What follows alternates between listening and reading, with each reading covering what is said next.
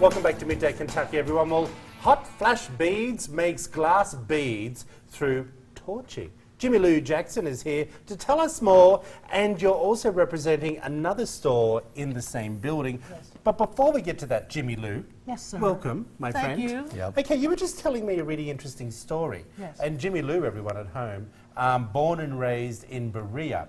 And my question was, have you ever left? And you said no. I'm still living on land that my great-grandfather settled. Wow. Which I find fascinating. Yes, it's Kentucky. Okay, but tell us a little bit about your ancestry. You were saying, was it your great-grandfather? My great-grandfather was an abolitionist. Yes. And he moved to Berea to educate his children at Berea College, which was an abolitionist school. Okay. So Berea College was actually established in the 1850s, and it educated women and blacks and whites all together. Wow. A fascinating school. It is. So we find all these type of stories out through everyone in Berea. Right. What's it been like living in the same space? Well, it's you have a territorial imperative. Yeah. If you're from Kentucky, I've never met a Kentuckian yet that wasn't going home. What do you mean? Going home. They were sending money back to help with family farm. Yeah. Really? They were buying their plot of land to be buried in. And we all migrated north to work back after the war, Yeah. because there wasn't any manufacturing in Kentucky. But all those people were sending money home.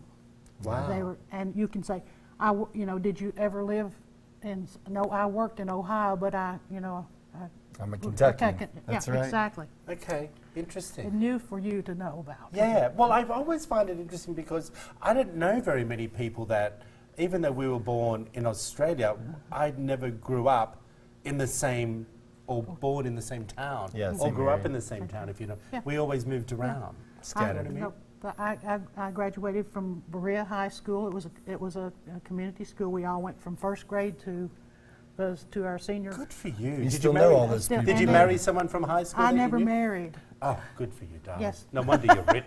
That's why you're Not rich. Let's just say, you've heard of starving artists. That Yeah. there you go. We- Yeah. Now, Good I for think you. we need to let people know a little bit about your business. Yeah, let's Right. talk business Yeah. now. All right. Well, it's called Hot Flash Beads. Now, I was 52 when I started using a torch and melting glass. That's actually what it was called. I thought they were playing a joke on no, me. no, honey. Oh, these are Okay. beautiful. And I was 52 when I started doing this, so I couldn't tell if it was me or the torch that was the hottest. So when I started the business, it was called Hot Flash Beads.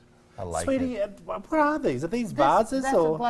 that's a glass bead, and it's an underwater Oh, a scene. bead. Yes. Oh. So how are these made? Now, I use a torch. I have a rod that is a stainless steel rod, and it has a coating on it. And that coating keeps the hot glass from sticking to the metal.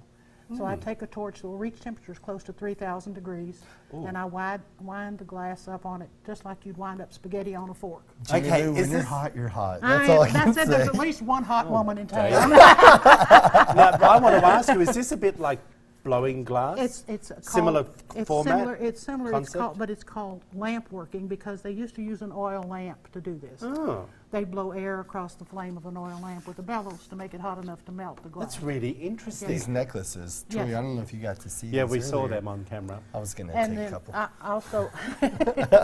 also Talk about who's coming out. Hey, you know what? I'd look good in that.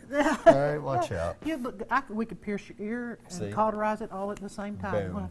Troy, you don't know. I do paint the silk scarves, but also those are the pieces that I have made. Oh, the little pieces down Yeah, the front. Those are earrings. Yeah. Okay. How did you learn this? I took a class from a lady in Louisville, Kentucky. Yeah. I'd read an article about this in Lapidary Journal, and I thought, oh, I want to do this. You just did it. Yeah, and I said, I want to do this. I ran into the lady. She was wearing the bead. I said, I want to learn how to make those. And she said, Yeah. I'll get teaching. Very- Now, I spent 35 years in a medical laboratory. That was something. I got you. All right, very quickly, Jimmy Lou. Yes. These paintings that we're looking at now. These are my sister's work. She's ill. She doesn't get out of the house a whole lot, but Yeah. she does the watercolors, and she has a studio in the honeysuckle vine. We started our business 33 years ago. Wow. The whole Good for you, family. Doris. Yeah, so my, the sister is, she does the painting, the watercolors. And Now, we you're sell going to be hers. part of the fair this weekend, aren't you? Well, I'm not going to go out this year. I'm a lifetime member of the guild, and Yes. so I don't have to Sweat it exhibit out. anymore. Yeah.